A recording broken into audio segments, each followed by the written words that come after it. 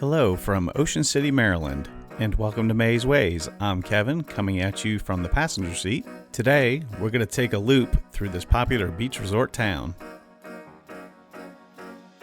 We started out of Rehoboth Beach earlier today to get here just across the Maryland border, and from here we'll follow Maryland 528 the entire length of this peninsula, all of it within the Ocean City limits.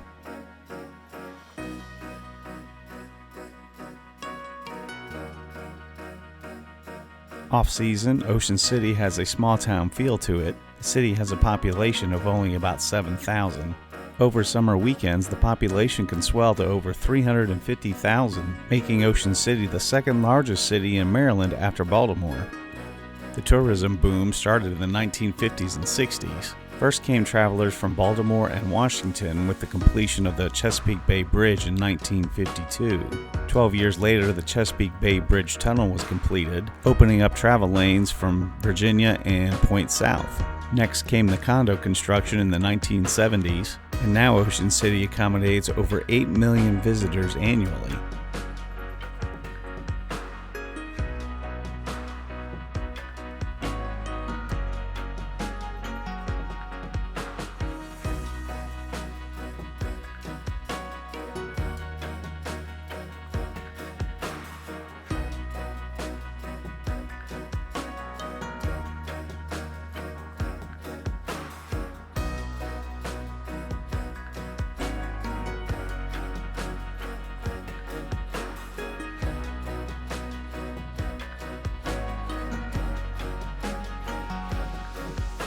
A few observations as we roll through town here.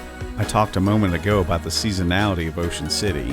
Clearly, this is not one of those high visitor times. It's April, so it's not very busy, and I'm not entirely sure that everything that we're passing is open.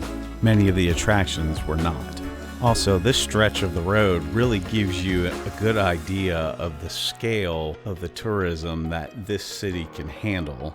It's not unlike some of the other beaches we've been to further south, like Myrtle Beach and Daytona. Kind of reminds me a lot of Daytona, but maybe more closely resembling Myrtle Beach on steroids. As you can see, it's just condo after condo after condo after condo on the left, and steakhouse, chicken house, whatever kind of restaurant on the right.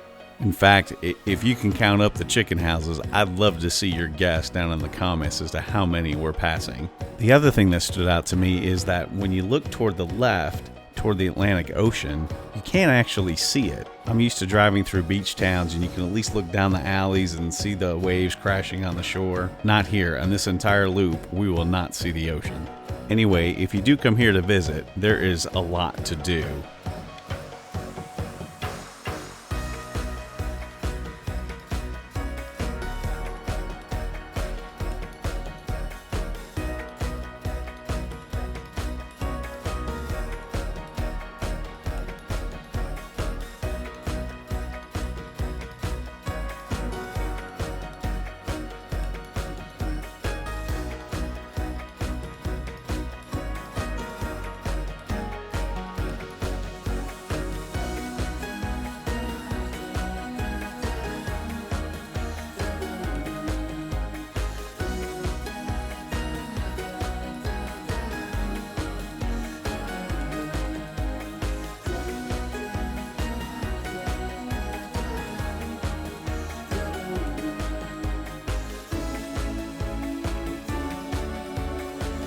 Ocean City is full of attractions.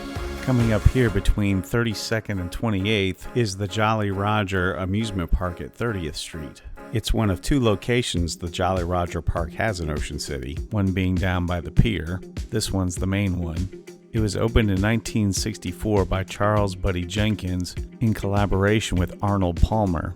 Back then it was the Arnold Palmer putting course and driving range, and rides were added the next year. Jolly Roger later took it over in the 70s. The park is pay as you go, so there's no admission fee. You can come and go as you please. There's free parking available. It features rides, 2 18-hole mini golf courses, a splash park, and 10 go-kart tracks.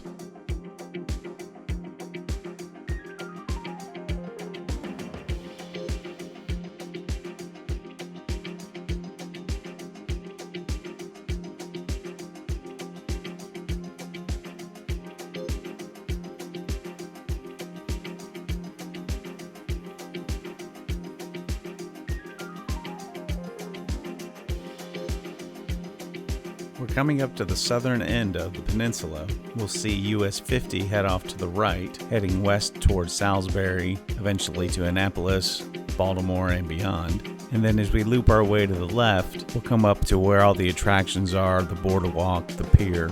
The most prominent attraction that we will see is the Trimper rides of Ocean City Amusement Park. This park was founded by Daniel and Margaret Trimper in 1893 when they opened 2 hotels on the site.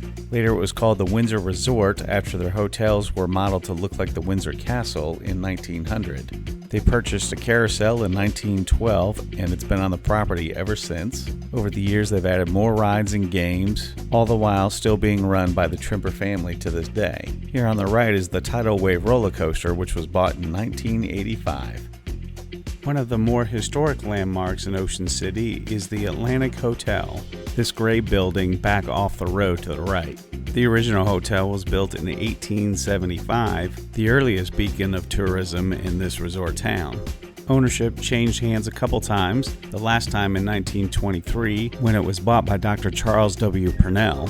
The hotel's been operated by the Purnell family ever since. Unfortunately, as I gave away just a moment ago, this is not the original structure. In December 1925, a fire destroyed 3 blocks and the pier of Ocean City, and those 3 blocks included the original Atlantic Hotel. It was rebuilt in 1926.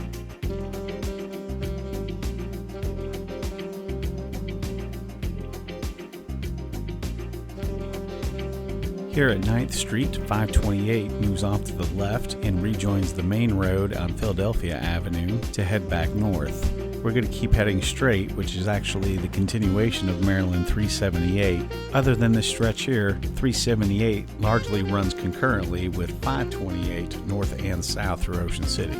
However, I never saw that it was signed through here at all.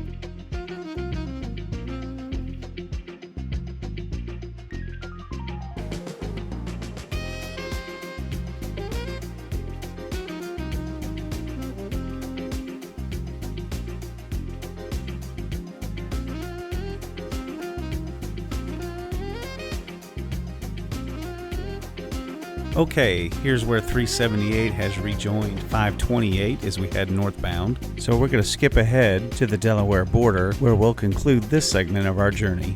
As always, we appreciate you stopping by and we hope to see you again on our next trip. See you soon.